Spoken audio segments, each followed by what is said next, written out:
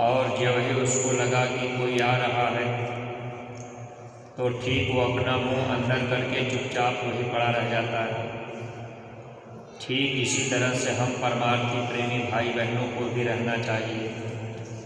ज़रूरत पड़े तब तो संसार में, दुनिया के काम धंधे में हम आप नातेदार रिश्तेदार सगे संबंधियों से मिलना जुलना करें।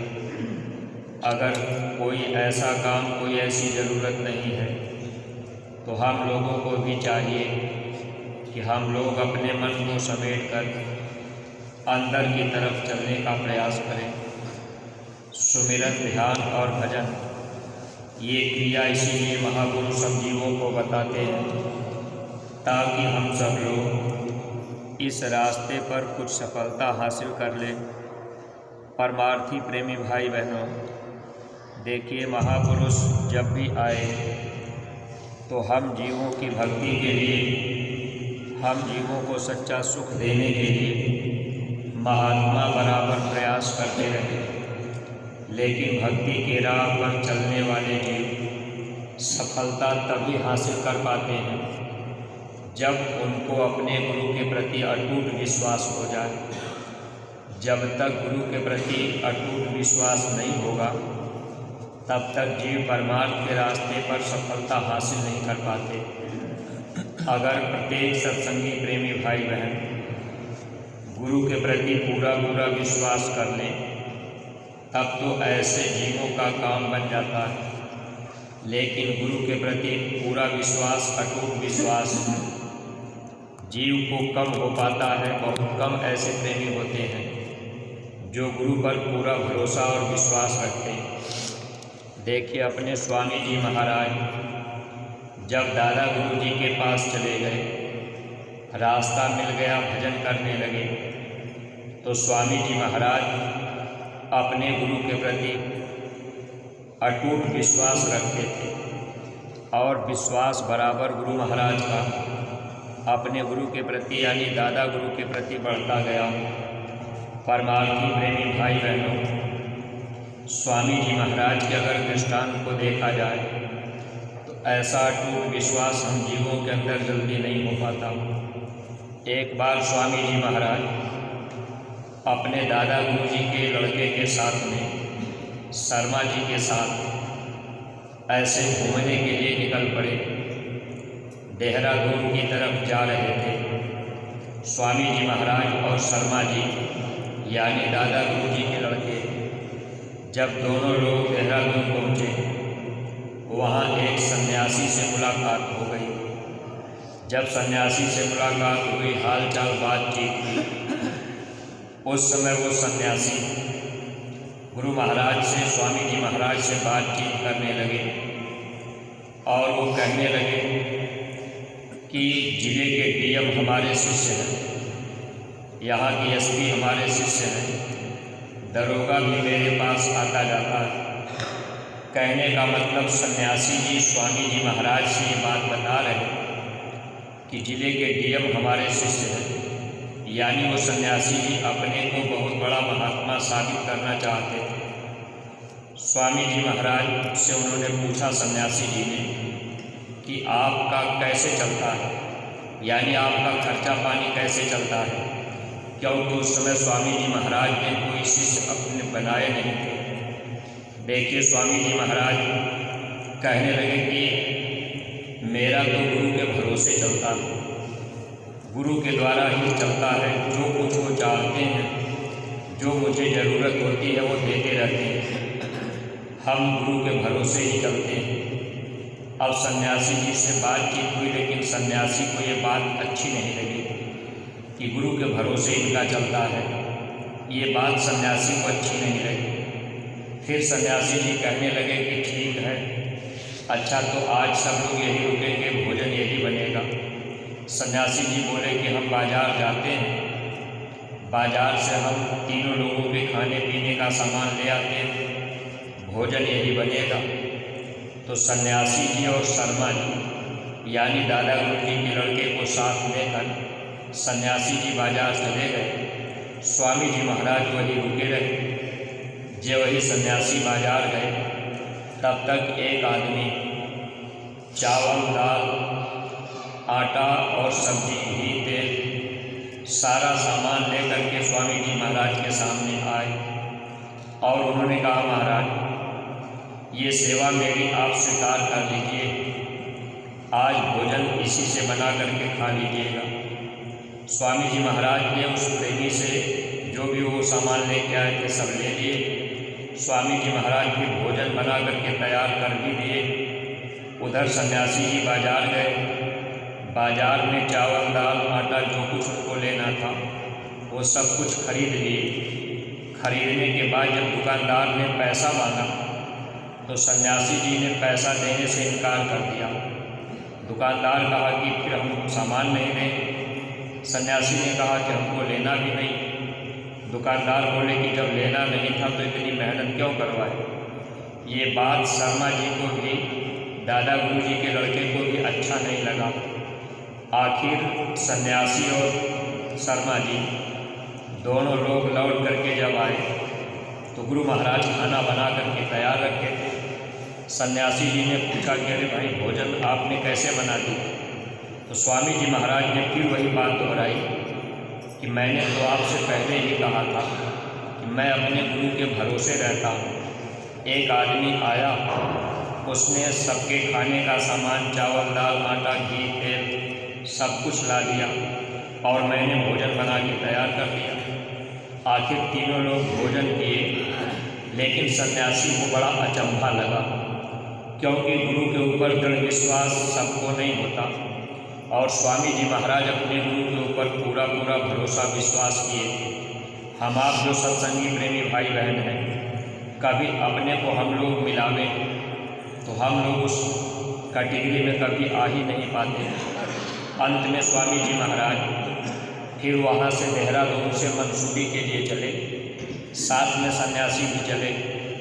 रास्ते में जाते जाते एक चाय की दुकान पड़ी तो चाय वाले ने स्वामी जी महाराज को देखा तो बुला लिया। आग्रह करने लगा कि आप हमारे यहाँ चाय पी के तब जाइए। स्वामी जी महाराज चाहते नहीं थे चाय पीना, फिर भी दुकानदार के आग्रह करने पर तीनों लोग चाय पीने के लिए बैठ गए। जो चाय वाला दुकानदार था उसने नौकर से कहा कि देखो, स्वामी जी महाराज और शर्मा जी की तरफ इशारा करते हुए कहा कि इन लोगों से पैसा मत लेना, और सन्यासी जी की तरफ इशारा करते हुए कहा कि इनसे पैसा ले लेना। सन्यासी जी को ये बात फिर आश्चर्य लगी कि दुकानदार इन लोगों से पैसा नहीं ले रहा, क्योंकि स्वामी जी महाराज अपने गुरु के भरोसे रहे। आखिर वही हुआ, फिर स्वामी जी महाराज वहाँ से आगे बढ़े, सन्यासी भी साथ साथ चले। धीरे धीरे जब शाम होने लगी, एक होटल दिखाई दिया।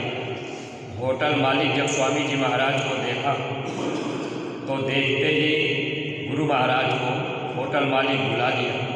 कहा, महाराज आप हमारे होटल पर रुक जाइए, यही भोजन कर लीजिए, जितने दिन आपकी इच्छा हो उतने दिन आप यहाँ रुक जाइए। होटल मालिक दुकानदार से, जो होटल मैनेजर थे, उनसे कह दिया कि देखो ये यहाँ जितने दिन रुके इनके सब खाने पीने का, नाश्ते का इंतजाम रखना और इन लोगों से पैसे मत लेना। सन्यासी की तरफ इशारा करके होटल मालिक कह दिया कि इनसे पैसे ले लेना। तो ये बात बहुत ही आश्चर्य लगी सन्यासी को। स्वामी जी महाराज हमेशा अपने गुरु पर विश्वास करते गए, अटूट विश्वास रखते थे। जब जैसी ज़रूरत पड़ती थी दादा गुरु जी उस हिसाब से स्वामी जी महाराज की ज़रूरतों को पूरी भी करते थे। ये बात पूज्य महाराज जी सत्संग में भी सुनाया करते हैं। अगर बेटा प्यारा हो तो प्यारे बेटे को मांगने की ज़रूरत नहीं पड़ती। कहने का मतलब गुरु के ऊपर अटूट विश्वास कोई कोई कर पाता है, और परमार्थ के रास्ते पर अगर गुरु के ऊपर अटूट विश्वास हो जाए तो फिर ये जीव संसार में कहीं भटक नहीं पाता। ऐसे जीव काल के हवाले नहीं रह पाते। लेकिन हम सत्संगी प्रेमी भाई बहनों को अगर देखा जाए, हम लोग अपने अपने को अगर मिला लें तो हम लोगों के अंदर अपने गुरु के प्रति अटूट विश्वास नहीं हो पाता। हम आप नाम की दौलत भी पा लिए, नामदानी भी हो गए। देखिए हम लोग अपने घर परिवार में रहते हैं, लेकिन सांसारिक रीति रिवाज को जो काल भगवान ने कर्मकांड के रूप में फैलाया है हम जीवों को फंसाने के लिए, उससे हम लोग अपने आप को नहीं बचा पाते। कभी कभी ऐसा देखा जाता है, अब हम आप सत्संगी नामदानी भी बन गए, अब वहाँ हम आप अपने घर में कोई मकान बनवाया, अब कोई और कार्यक्रम पड़ गया तो लोग क्या करते हैं, अगर मकान बनवा लिए तो हम आप एक तरफ कथा कीर्तन भी करते हैं, एक तरफ हम आप सत्संग भी कराते हैं, यानी दुनिया में रह करके हम आप कर्म कांड भी करते हैं। और सत्संग इसलिए कराते हैं कि भाई हम गुरु महाराज के शिष्य बन गए। इससे ये साबित होता है कि जीव को अपने गुरु पर दृढ़ विश्वास नहीं, जबकि ये बात हम आप जानते हैं कि गुरु पूजा में सबकी पूजा, जैसे पेड़ की जड़ में पानी डाल दिया जाए तो वो पानी पत्ते पत्ते टहनी टहनी फैल जाता है, ऐसे ही इस धरती पर इस संसार में अगर गुरु मिल गए तो गुरु ही मूल होते हैं। अगर गुरु की पूजा होती तो अलग से कोई तीर्थ व्रत पूजा पाठ करने की ज़रूरत नहीं पड़ती, लेकिन हम जीवों को जल्दी विश्वास नहीं होता। अभी अक्सर सत्संगी प्रेमियों के घरों में अगर देखा जाए तो एक ही अलमारी में देवी देवता लक्ष्मी गणेश की भी मूर्ति हम आप रखते हैं और उसी में गुरु महाराज की भी फोटो रख लेते हैं। अब तो कितने सत्संगी अब वैसे ही अलमारी में उसी श्रेणी में महाराज जी की भी फोटो रख करके अगरबत्ती जला लेते हैं, कुछ आप उस पर चढ़ा देते हैं। ये चीज़ें एक तरह से हम लोगों के अंदर अविश्वास साबित करती है। अगर गुरु के ऊपर पूरा भरोसा और विश्वास हो जाए तो दुनिया में जो भी कर्मकांड काल भगवान ने बनाया, ये तीर्थ व्रत पूजा पाठ काल भगवान ने बनाया, इधर की तरफ से हम लोग अपना मन मोड़ लेते, जबकि हम आप जानते भी हैं कि काल भगवान ने हम जीवों को फंसाने के लिए बनाया। स्वामी जी महाराज सत्संग में सुनाते थे, देवी देवा पत्थर पानी, पाप पुण्य में जीव अभिजानी। ये काल भगवान ने देवी देवता पाप पुण्य इसीलिए बनाया कि इसमें जीव फंसे रहे। अब देखिए, कोई किसी के अंदर कोई सत्संगी नामदानी है, अब आप एक तरफ यज्ञ करा दें, लोगों को भोजन करावे कि भाई हम ये पुण्य करा रहे हैं, अब एक तरफ आप सत्संग भी करा रहे हैं। कहीं कहीं सत्संगियों के यहाँ देखा जाता है जैसे गीता रामायण का पाठ भी करवाए, कथा कीर्तन भी करवाए, फिर उधर सत्संग भी कराए। तो इस तरह की क्रियाएं हम लोग क्यों करते हैं? क्योंकि गुरु के प्रति हम लोगों का विश्वास पूर्ण नहीं है। अगर पूरा विश्वास गुरु के प्रति होता तो हम जीवों का परमार्थ बन जाता, और परमार्थ के रास्ते पर गुरु के प्रति अटूट विश्वास जरूरी है। एक बार एक महात्मा जी के पास एक शिष्य रहता था, संजोग से एक शिष्या भी रहती थी, और दोनों अपने गुरु के प्रति भरोसा और विश्वास रखते थे। दोनों एक दूसरे में ऐसा लगता था कि दोनों अच्छे भक्त हैं, दोनों विश्वासी। जैसे हम आप इतने प्रेमी हैं, सबके अंदर ये होता है कि हम अपने गुरु पर भरोसा करते हैं, लेकिन समय आने पर हमारा आपका भरोसा टूट जाता है। कोई मुसीबत आ गई, कोई ऐसी घड़ी आ गई, कोई आफत आ गई, ऐसे समय में हम आप गुरु के प्रति अविश्वास कर देते हैं, भरोसा टूट जाता है। दोनों शिष्य वो शिष्य और शिष्या दोनों अपने गुरु पर भरोसा विश्वास पूरा करते थे। एक बार महात्मा जी ने शिष्या से कह दिया कि बेटी, अब मैं चाहता हूँ तेरी शादी हो जाए और तू अपने घर परिवार में अपने पति के साथ रह करके भजन कर ले। जो शिष्या थी उसने कहा, गुरु महाराज, अगर आपकी इच्छा है, आप चाह रहे हैं, क्योंकि कर्म के विधान को भी महात्मा जानते हैं, बाकी तो कोई जानता नहीं। शिष्या ने कहा, हुजूर ठीक है, लेकिन अगर आप मेरी शादी करना चाहते हैं तो मैं एक अर्ज आपसे ये कर रही हूँ कि मेरी शादी ऐसे लड़के के साथ कीजिएगा जो आपके प्रति अटूट विश्वास रखता हो, आप में पूरा विश्वास रखता हो और वो आपके भरोसे चलता हो। महात्मा जी ने कहा ठीक है। अब वो शिष्य के अंदर भी अहंकार एक तरह से था, जो लड़का था उसके अंदर था कि हम अपने गुरु को बहुत मानते हैं और गुरु हमको बहुत मानते हैं। वो साबित करना चाहता था कि मेरा विश्वास गुरु के प्रति है। लेकिन देखिए, महात्मा जी ने अब दोनों की शादी करा दी। शादी हो गई तो लड़का बिल्कुल गरीब था, वो फिर अपनी औरत को लेकर के जब अपने घर गया तो घर में झोपड़ी टूटी थी, टूटी हुई खाट थी, घर में कोई और था नहीं। अब वहाँ शाम को जब खाना बनाने की बात आई तो अक्सर अपने हिंदू धर्म में ऐसे रस्म रिवाज हैं कि जब लड़की पहले पहले अपने घर जाती है ससुराल तो लोग उसको खाना बनाने के लिए उस दिन तो एक आध बार तो लोग मना ही करते हैं, कुछ ऐसा लोग परंपरा बना के रखें। तो वो लड़की अपने हाथ से खाना उस दिन नहीं बनाई, लड़का ही अपने हाथ से रोटी बनाया। जब रोटी खाने की बात आई तो लड़का अपनी पत्नी से कहा कि देखो ये रोटी है, चलो खा लेते हैं, रोटी खा के भजन करेंगे। थोड़ा सा आटा था, उसी में उन लोगों ने रोटी बना ली और वो रोटी जब तैयार हो गई तो एक रोटी उठा करके लड़के ने रख दिया और जो रोटी थी उतनी रोटी खा लिए। तो लड़की खाने के पहले ही उनसे सवाल की कि ये बताइए कि ये रोटी क्यों रख रहे हैं। तो लड़का बोला कि कल के लिए घर में कोई आटा नहीं है, कोई व्यवस्था नहीं है, कल सुबह जो है ये रोटी रहेगी तो आधी आधी रोटी हम लोग खा लेंगे, फिर इसके बाद दिन में गुरु महाराज की दया कृपा से जो मिल जाएगा उसको खाएं। लड़की बोली कि मैं आपके साथ नहीं रह सकती। लड़का बोला कि क्यों?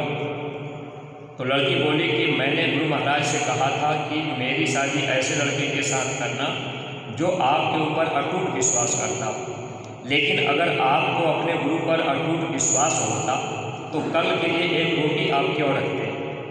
कल के लिए आप न रखते लेकिन आप कल के लिए रख रहे हैं, इसका मतलब आपको अपने गुरु पर पूरा विश्वास नहीं। लड़का उस समय शर्म से झुक गया। कहने का मतलब हम आप जो भी परमार्थी प्रेमी भाई बहन, अगर हम लोग अपने अपने को तौलें, महात्मा जो भी दृष्टांत हम जीवों को सुनाते हैं केवल अपने को समझने के लिए और भक्ति में दृढ़ता लाने के लिए। इसलिए हम आप जितने सत्संगी प्रेमी भाई बहन अगर इस परमार्थ के रास्ते पर सफलता हासिल करना चाहते हैं तो अपने गुरु के प्रति अटूट विश्वास होना चाहिए। परिस्थिति चाहे जैसी आ जाए, कर्मानुसार सुख दुख जीवन में आते जाते रहते हैं, लेकिन गुरु के प्रति विश्वास कभी कम नहीं होना चाहिए। अगर गरीबी आ गई, विश्वास कम हो गया तो फिर हम आप परमार्थ के काबिल नहीं रह गए। आज हम आप जितने भी सत्संगी प्रेमी भाई बहन हैं, अगर गुरु महाराज में हम आप पूरा पूरा भरोसा विश्वास रखते, देखिए हम आप हर सत्संगी प्रेमी भाई बहन जो गांव गोद लेने की बात बताई गई थी, आज हर सत्संगी गांव गोद लेते, क्योंकि जब ये भरोसा विश्वास हो जाता कि सब कुछ गुरु करते हैं, गुरु सब कुछ देते हैं, गुरु सर्व समर्थ है, गुरु जो चाहे सो करता, जब ये विश्वास और भरोसा पक्का होता तो हम लोग भी वचन को मानते, हम लोग भी गांव गोद ले करके उस गांव में जा कर के हम आप प्रचार करते और भरोसा अपने सद्गुरु पर रखते तो गांव से कुछ न कुछ लोग जरूर निकलते। लेकिन ये मन हम लोगों का धोखा देता है, गुरु के वचनों में गुरु के ऊपर विश्वास पूरा नहीं करने देता है। अब हम आप वहाँ तर्क वितर्क करते हैं, सोचने लगते हैं कि भाई गांव गोद लेके हम प्रचार करेंगे, लोग शाकाहारी बनेंगे कि नहीं बनेंगे, लोग बात मानेंगे कि नहीं मानेंगे। अब ये चीज़ें हम लोगों के अंदर में आ जाती हैं और हम लोग गुरु वचन से गिरने लगते हैं। जब जीव गुरु वचन से गिरता है तो ऐसे जीवों को ही काल घसीटता है। इसीलिए स्वामी जी महाराज बराबर हम लोगों को आगाह करते रहे। स्वामी जी महाराज कहते रहे कि बच्चे तुम अगर मेरी बात मानो तो 4 जन्म की भक्ति मैं 1 जन्म में पूरी करा दूँगा। पहले के समय में महापुरुष जीवों को पार करने में अब उनको 4 जन्म लग जाते थे। प्रथम जन्म गुरु भक्ति की नाम, जन्म दूसरे नाम, तीसरे जन्म में मुक्ति पद, चौथे में निधाम। 4 जन्म लग जाते थे निज घर पहुँचाने में जीव। लेकिन स्वामी जी महाराज ने ये बात कही कि ऐ बच्चे अगर आप लोग मेरी बात मानोगे तो 4 जन्म की भक्ति मैं 1 ही जन्म में पूरी करा दूँगा। आज हम सत्संगी प्रेमी भाई बहन अगर गुरु महाराज के वचनों में विश्वास रखते और जब इच्छा हमारी आपकी ये है कि हम इस संसार सागर से दुख के देश से निकल करके अपने देश चले जाएं, तो स्वामी जी महाराज की बात अगर मानते, हम लोग एक एक गाँव को गोद लेते और गांव में गुरु महाराज का संदेश पहुंचाते तो निश्चित ही हम जीवों का काम बनता। लेकिन स्वामी जी महाराज के वचनों से अगर हम लोग अपने अपने को मिलावें तो हम लोग वचन मानते हैं, उतना ही मानते हैं जहाँ अपना स्वार्थ सिद्ध हो जाता है, जहाँ अपने को लाभ दिखता है उस बात को तो हम आप मान लेते हैं, लेकिन जहाँ परमार्थी लाभ है उधर की तरफ हम लोगों का ध्यान नहीं जा पाता। महात्मा दूरदृष्टि वाले होते हैं और दूर से ही महात्मा हर बातों को देखते हैं, जीव के कर्मों को, आने वाली तकलीफ़ों को भी टालने के लिए महात्मा कोई न कोई आदेश करते हैं। देखिए इस समय जैसे अपने गुरु दरबार मथुरा में अस्पताल का निर्माण कार्य लगभग पूरा होने की तरफ चल रहा। अब उस अस्पताल की शुरुआत पूज्य महाराज जी मई के कार्यक्रम से करेंगे। देखिए उसमें भी जिले के जिम्मेदार को बताया गया कि उसमें भी मशीनें और सामान वो आने हैं और हर ज़िले को कुछ न कुछ सेवाएं सौंपी गई हैं और ज़िले के जिम्मेदार से, ब्लॉक के जिम्मेदार से प्रेमी जानकारी करके आप उस सेवाओं में अगर अपना योगदान ऊंचा से ऊंचा कर लेंगे तो इसका बहुत बड़ा आपको परमार्थी लाभ मिलेगा। क्योंकि आने वाला समय इतना भयावह होगा, दुख की घड़ियां ऐसी आएंगी, बीमारियों की आंधी ऐसी चलेगी कि उस समय हम आप अपने आप को बचा नहीं पाएंगे। लेकिन सद्गुरु हम जीवों से सेवा लेकर हम जीवों की संभाल किस कदर करते हैं, किस तरह से करते हैं, इस चीज़ को हम लोग समझ नहीं पाते। इसलिए जब भी गुरु दरबार से कोई आदेश मिले उस आदेश का पालन अगर पूर्णतया हम आप पूरे भाव के साथ, विश्वास के साथ करें तो हम लोगों का परमार्थ बनता जाए। इसलिए सत्संगी प्रेमी भाई बहनों, जो गांव गोद लेने का अभियान है, इस अभियान को हमको आपको तेज करना और जन जन के बीच में गुरु महाराज की बातें फैलानी है। जब तक गांव में जाएंगे नहीं, घर परिवार में लोगों के बीच नहीं जाएंगे, अगर किसी घर परिवार में हम आप गए, लोगों को समझाने बताने लगे, मान लीजिए उसी परिवार में एक भाई शाकाहारी है और एक भाई मांसाहारी है, अब हम आप जा कर के समझाएंगे तो मान लीजिए जो शाकाहारी है उसको तो बात अच्छी लगेगी कि भाई ये सही बात बता रहे हैं, एक मांसाहारी है उसको बुरा भी लग सकता है। लेकिन जब हम आप सच्ची बात को बताएंगे तो बातें धीरे धीरे असर करती हैं। महापुरुष के जो वचन होते हैं, अगर वो वचन वायुमंडल में गूंजने लगे तो उसका बहुत बड़ा प्रभाव जीवों के ऊपर पड़ता है। जैसे कोई फैक्ट्री हो, अगर उस फैक्ट्री में आप घुस जाए जहाँ बिस्कुट बनता हो तो वहाँ आपको उसकी सुगंध जरूर मिलेगी। ठीक इसी तरह से महात्मा जो आवाज़ लगाते हैं, अगर उनकी आवाज़ को हम आप जन जन तक फैला दें तो वो बहुत बड़ा शक्ति उसमें होती, संकल्प होता है महापुरुष का और उससे जीवों को बहुत बड़ा लाभ मिलता है। तो इसमें हम लोगों का भी हित है और नए लोगों का भी फायदा है। अगर लोग शाकाहारी बन गए तो आने वाले समय में लोगों का बचाव जरूर होगा, क्योंकि आने वाला वक्त ऐसा होगा, कुदरत ऐसा काम करेगी। जैसे स्वामी जी महाराज ने बहुत पहले जब इस बात का इशारा गुरु महाराज किए थे कि विदेशों से भारत के ऊपर कीटाणु बम फेंके जाएंगे, स्वामी जी महाराज ने कहा था इस धरती पर ऐसी शक्तियाँ आ चुकी हैं, रामकृष्ण के समान बच्चे पैदा हो चुके हैं, वो बम को हथेली पर उतार देंगे। स्वामी जी महाराज ने कहा एकाध बम कहीं फूट जाएंगे और वो जब फूटेंगे तो उसमें से ऐसे कीटाणु निकलेंगे जो सीधे मांस पे आक्रमण करेंगे। मांस, मछली, अंडा, शराब खाने पीने वाले लोगों को ऐसी बीमारी लगेगी, दवा काम नहीं करेगी। स्वामी जी महाराज का जो लक्ष्य है, गुरु महाराज गांव-गांव अपना संदेश इसलिए दिलवाना चाह रहे हैं ताकि भारत का कोई व्यक्ति यानी कोई भी इंसान ये न कह पावे कि बाबा जी का संदेश हमको नहीं मिला था। आने वाला वक्त ऐसा ही झलक रहा है। ये स्थिति हमारे आपके बीच में जरूर आएगी, क्योंकि महात्मा की कोई वाणी गलत नहीं होती, लेकिन उस वचन को अगर हम आप पूरा करने में अपना तन मन धन लगाए, स्वामी जी महाराज का संदेश घर घर पहुँचाने में अपना हम आप सहयोग दिए, तो इसमें हम प्रेमियों का बहुत बड़ा परमार्थ बन जाएगा। अगर वचन पे विश्वास नहीं हुआ, गांव गोद नहीं ले पाए, प्रचार नहीं कर पाए, लोगों को नहीं बता पाए, इसका मतलब कि हम आप अपने गुरु पर भरोसा और विश्वास पूरा नहीं कर पाते। अगर हम आप अपना काम घर परिवार का छोड़ करके हफ्ते में एक दिन के लिए निकल जाएं या रोज़ ही 4 घंटे 2 घंटे के लिए निकल जाएं, तो निश्चित है जब भरोसा गुरु पर होगा तो इधर अपना कुछ भी कम नहीं होगा। चाहे हम आप दुकान का काम करते हों, चाहे दफ्तर का काम करते हों, चाहे हम आप नौकरी कर रहे हैं, चाहे खेती बाड़ी कर रहे हैं, अगर हम लोग केवल दृढ़ विश्वास गुरु पर करें और घंटा 2 घंटा समय अपना प्रचार में गांव गोद लेकर के देने लगे तो हम लोग दया के पात्र बन जाएंगे। वरना प्रेमी भाई बहनों, कर्म दोष से जीव को कर्मों की सज़ा मिलती है, कर्म दोष भी जीव को लगता है। और हम लोगों को यही करना था कि हम लोग कर्म दोष से बरी हो जाएं। केवल गुरु महाराज की बातें घर घर हम आप जन जन तक फैला दें। अब एक बार किसी घर में अगर हम आप गाँव गोद लेके गए, मान लीजिए परिवार में सब लोग नहीं मिले, अब दोबारा हम आप अगर नहीं गए तो उस परिवार में कोई छूटा है उसको जानकारी नहीं। इसलिए जब हम लोग खुद इस चीज़ का प्रचार नहीं कर पाएंगे, एक बार अगर हम आप पुस्तक गांव में बांट आए, अब हम आप सोचेंगे चलो भाई हम पुस्तक दे दिए, वो पढ़ लिए होंगे।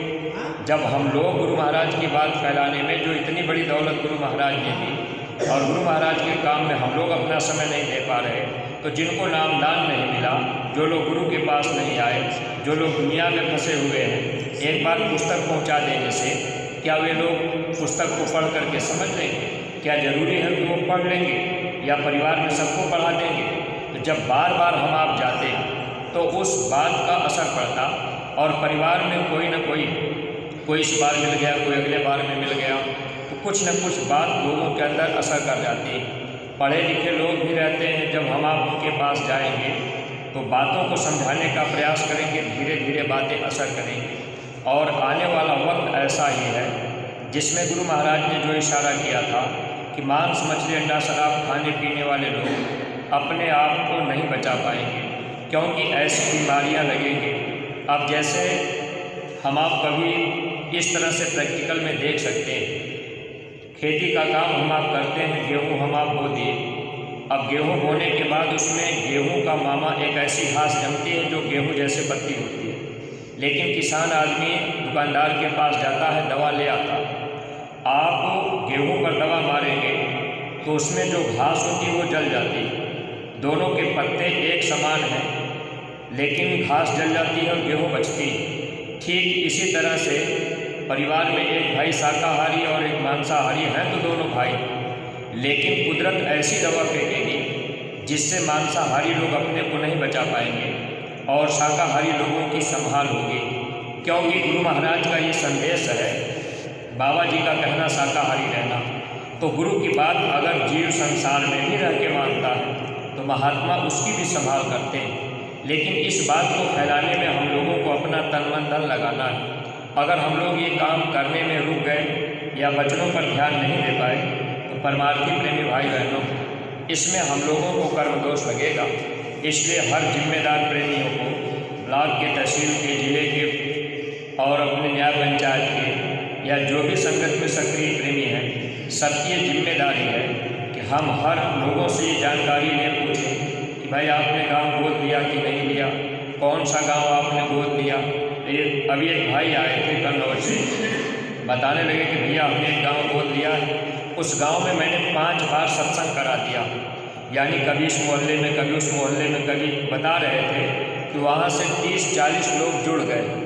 अब इस तरह से जिसके अंदर भाव होगा, जब लोग ये काम करेंगे, अब भाई एक गांव में जब 5 बार सत्संग होगा और लोग वचनों को सुनेंगे, कह रहे थे कि सबसे खराब गांव था, बहुत खाने पीने वाले थे, लेकिन गुरु महाराज की दया हो गई। तो कहने का मतलब दया तो गुरु करते हैं, लेकिन हम लोग निमित्त मात्र खड़े तो हो जाएं। इसलिए परमार्थी प्रेमी भाई बहनों, गांव गोद लेने का अभियान अगर हम आप तेज़ी से चलाएंगे और हर प्रेमियों को प्रेरित करेंगे तो इसमें सबका हित होगा। और यही सबसे बड़ा धर्म का काम है, परोपकार का काम है। लड़ाई धर्म अधर्म की है।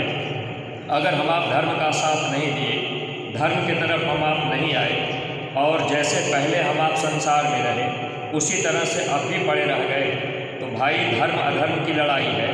अगर हम आप एक तरफ नहीं होंगे, धर्म के रास्ते पर आ जाएंगे तो धर्म का काम करने लगे। धर्म का काम है प्रचार करना। अगर ये काम हम आप करेंगे तब तो धर्म का हम आप साथ दे रहे हैं। और नहीं तो ये सोच लिए कि भाई हम तो नामदानी हो गए, अब गुरु महाराज हमारी संभाल करेंगे। तो गुरु जीव की संभाल करने के लिए आते हैं, लेकिन उनके वचनों से प्रेम हो जाए तब हम जीवों की संभाल होगी, लोक भी बनेगा और परलोक भी बनेगा। अगर हम लोग इस बात पे ध्यान नहीं दे पाएंगे तो इसमें हम जीवों का नुकसान होगा। न जाने कितने जन्म हम लोगों के इस तरह से बीत गए। अब की बार गुरु महाराज ने हम लोगों के बांह को पकड़ लिया है। स्वामी जी महाराज ने कहा बच्चे 4 जन्म की भक्ति मैं 1 जन्म में पूरी करा दूंगा, लेकिन वचन को हम आप मान लें तब तो हम लोगों का लाभ यानी परमार्थ बन जाए, वरना ये जीवन ऐसे धोखे में निकल जाएगा। इसलिए परमार्थी प्रेमी भाई बहनों, सब लोग गांव गोद लेने पर जोर देंगे, प्रेमियों को प्रेरित करें, नए लोगों को हम आप जोड़ने की कोशिश करें। केवल प्रयास करना है और दया गुरु महाराज की काम करेगी, काम जय गुरुदेव नाम करेगा। इसमें केवल हमारा आपका नाम होगा, हमको आपको जस मिलेगा।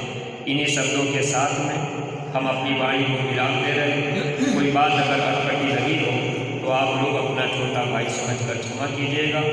सब लोग सामूहिक रूप से आपकी प्रार्थना करेंगे। जय